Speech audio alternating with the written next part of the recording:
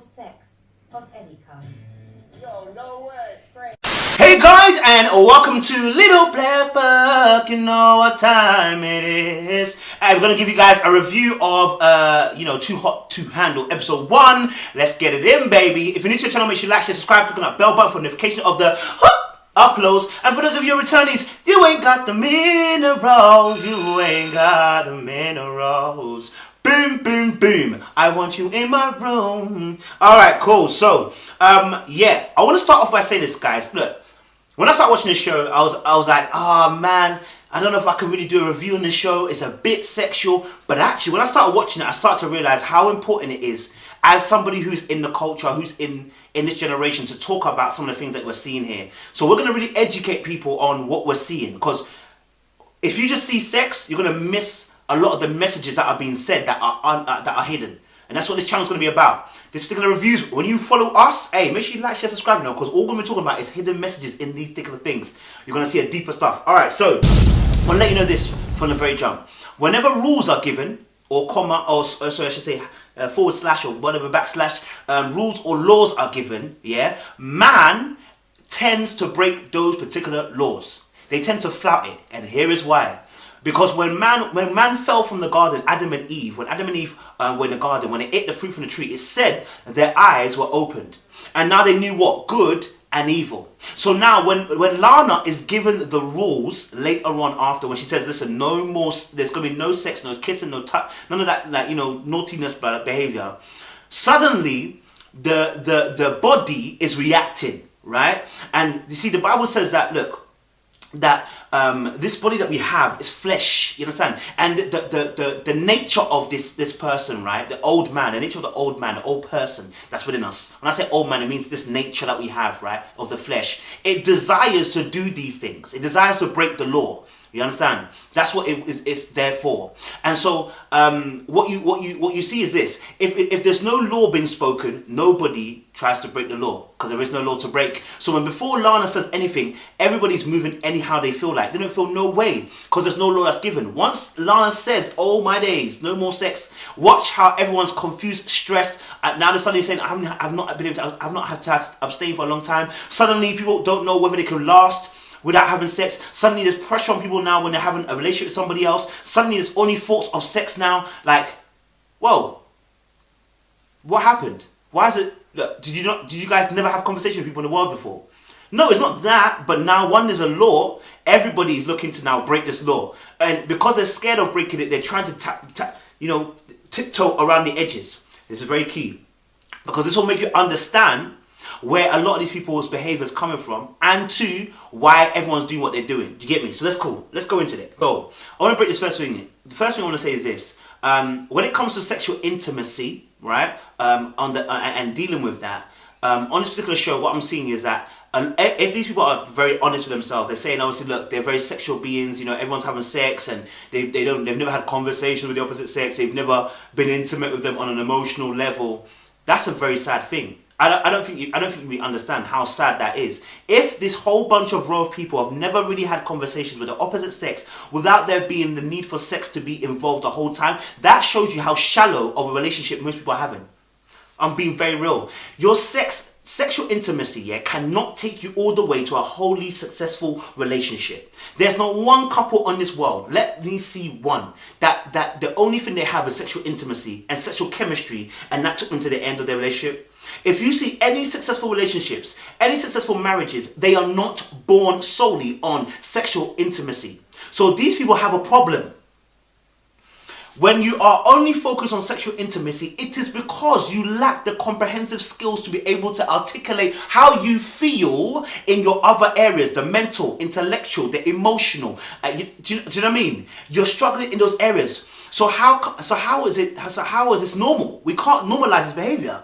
This is scary. Like, do you know what I mean? I'm just reviewing it, guys, to make you understand where we're at the moment. Like, to be in that place, it's kind of scary. Anyway, so, and what we see, so the very first thing that we kind of see is when people are coming in, right? Everybody is looking at everybody from a physical appearance perspective, right? That's normal behavior. As human beings, whenever we look at people, whenever we are going to get into a relationship with somebody, physical appearance is very important. We look at everybody and say, Am I attracted? Am I not attracted? Do you understand? It's natural. And so what you see in several cases is the biological, the investment of an environment, what we're around, what we're used to, starts to play in the decision making and who you choose that you're feeling attracted to at that time. So let me give you an example. Rhonda.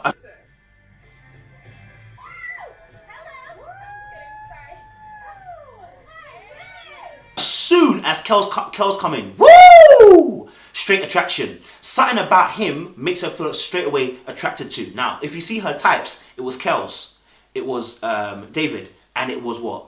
Sharon. All of who are very muscular types, right?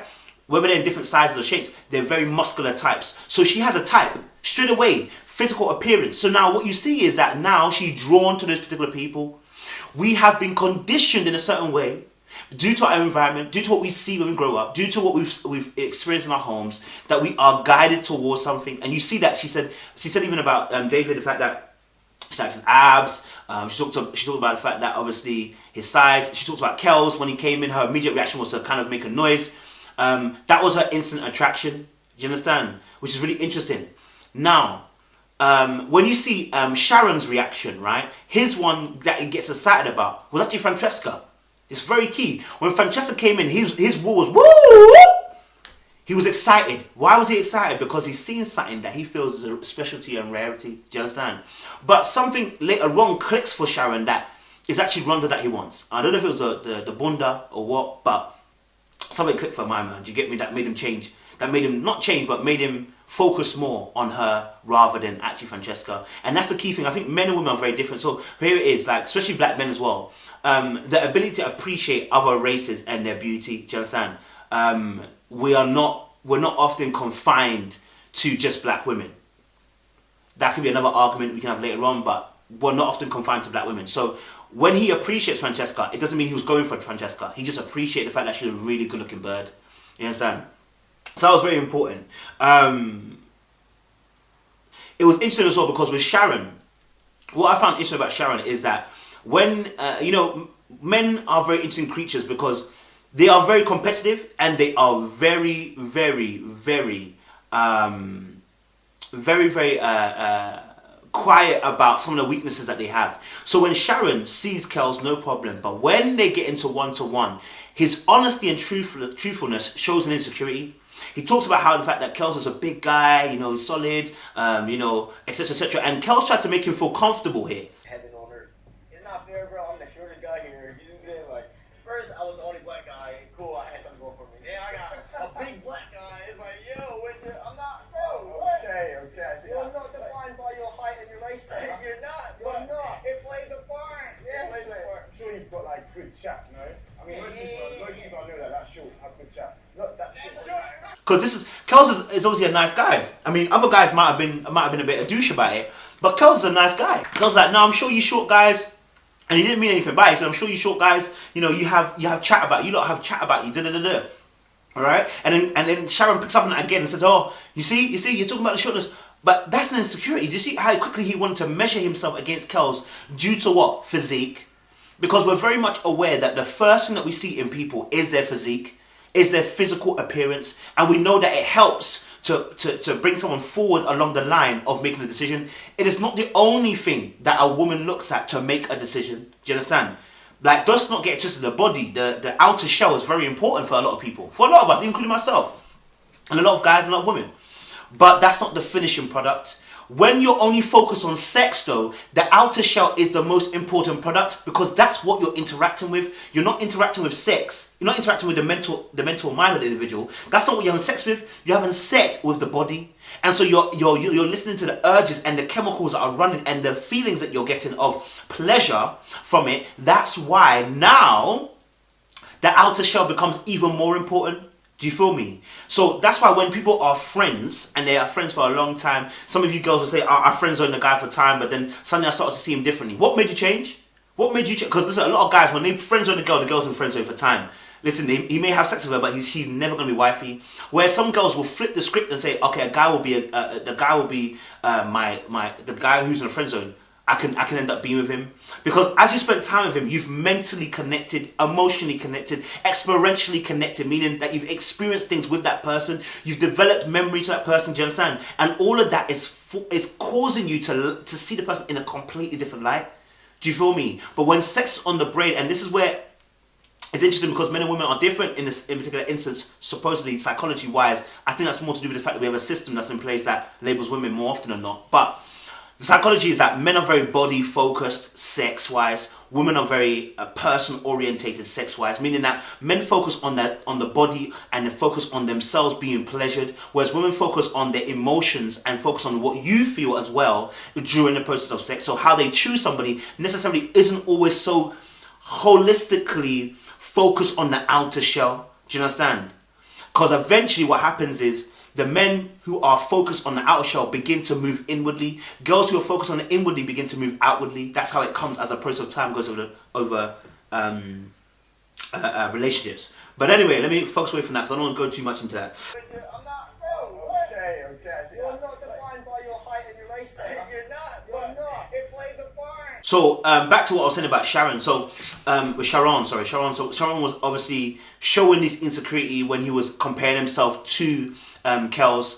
And then he made a point about the fact that to David and Kels about how, you know, he's big, he's black, he's da-da-da-da-da. And it's like, because these are the fetishes that actually happen with other races especially as well. Like if you look at the consensus, most of the women are white. So when he's mentioned about the fact he's big, he's black, he's fitting into the fetishes that the other races have, predominantly white because there's no other races here, have about black men.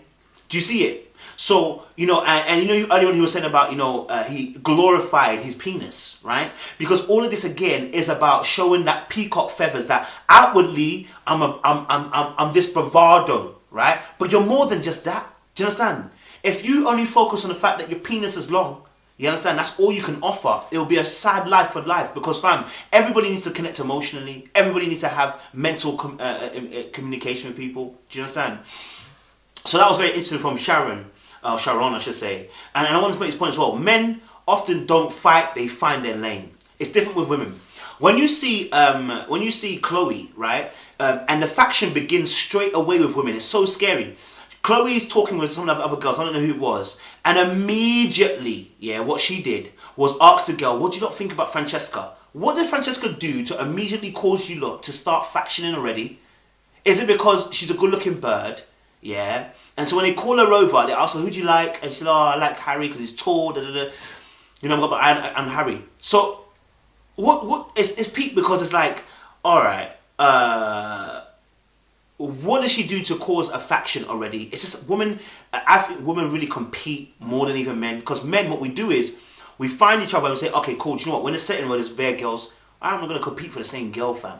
Why? Because of pride and ego. We can't compete for the same kingdom. And this is what biblical. It says Abraham and Lot were at beef and ends.